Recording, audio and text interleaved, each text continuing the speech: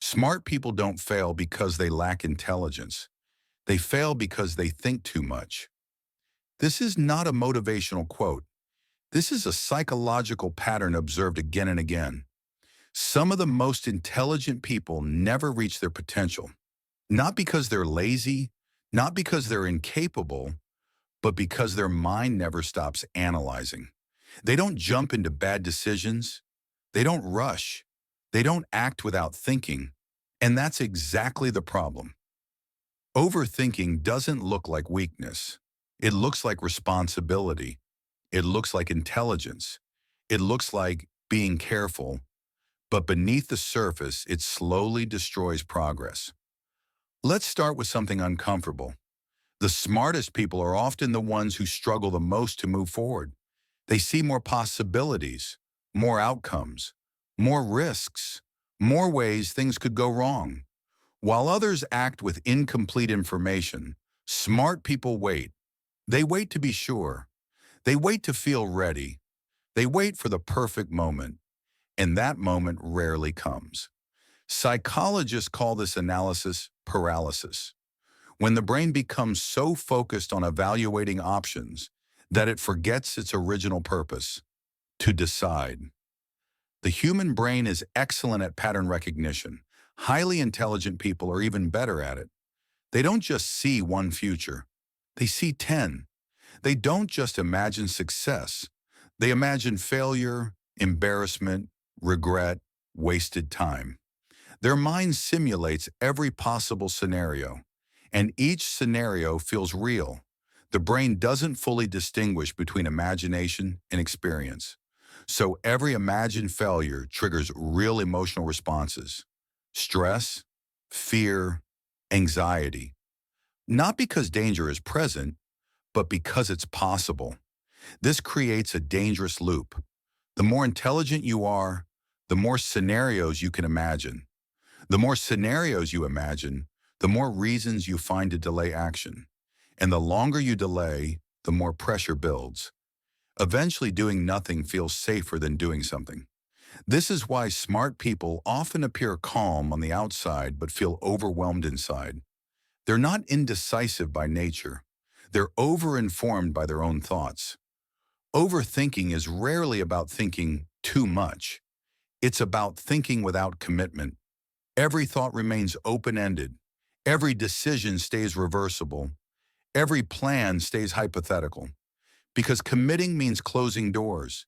And intelligent people hate closing doors. They want to keep options open. They want flexibility.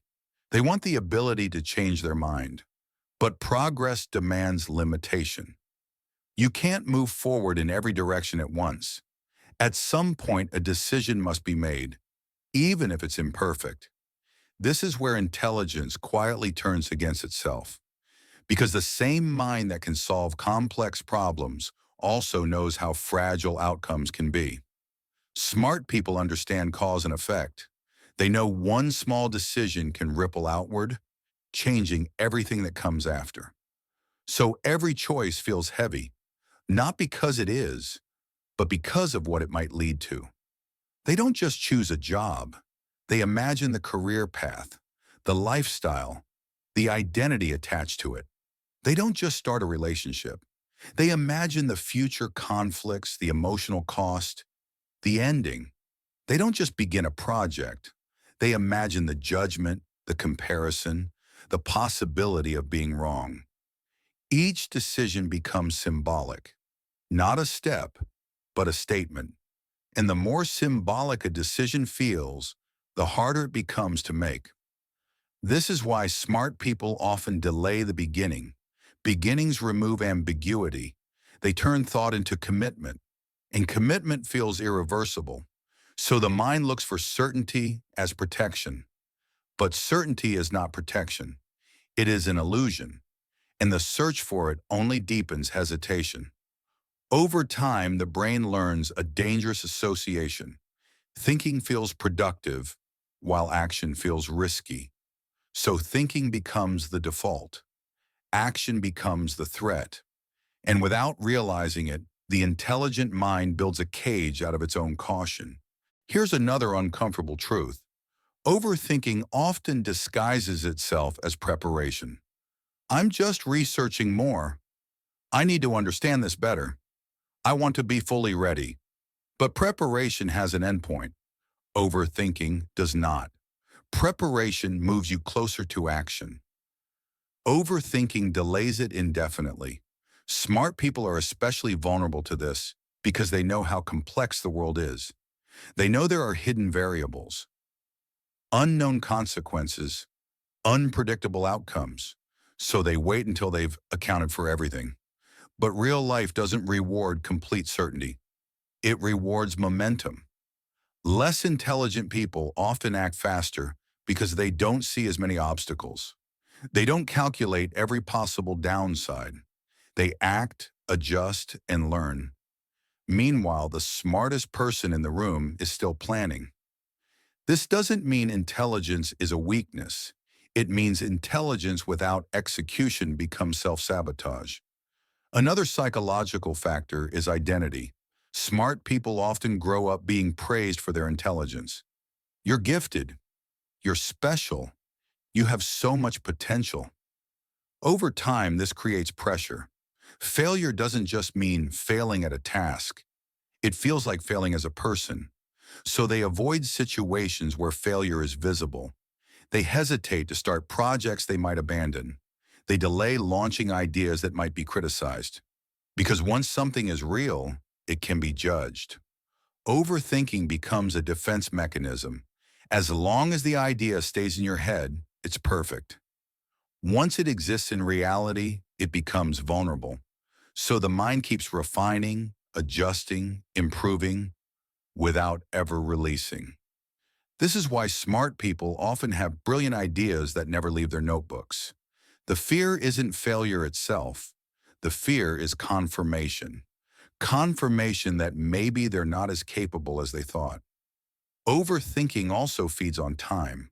The longer you wait, the more invested you become in the outcome.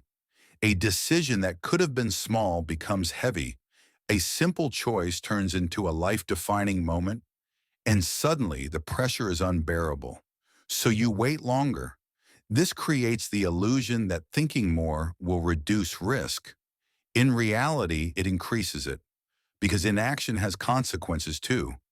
Opportunities expire, skills stagnate, confidence erodes, and the world doesn't wait. There's also a biological element. Overthinking activates the brain's threat detection systems. The amygdala doesn't care if danger is real or imagined. If your mind simulates risk often enough, your body reacts as if it's happening. Heart rate increases, muscles tense, stress hormones flood the system. This makes clear thinking harder, not easier. The brain becomes focused on avoiding loss instead of pursuing gain. At that point, even simple decisions feel exhausting. Smart people often describe this as mental fatigue, not because they're doing too much, but because they're doing too little action and too much simulation. So how do smart people escape this trap? Not by thinking less, but by thinking differently. They learn to treat decisions as experiments, not verdicts. They stop asking, "What's the best choice?" and start asking, "What's the next step?" They accept that clarity comes from action, not from contemplation. They learn that imperfect action beats perfect planning. Most importantly, they redefine failure. Failure is no longer proof of inadequacy. It becomes feedback, something to learn from, something to adjust. When smart people finally act, they often progress faster than anyone else. Because once the overthinking stops, their intelligence becomes an advantage again. But until then, their mind works against them. So if you're someone who thinks constantly, plans endlessly, and still feels stuck, understand this. Your problem is not lack of intelligence. It's excess hesitation. The world doesn't reward those who understand everything. It rewards those who move. And sometimes the smartest decision is to stop thinking and start.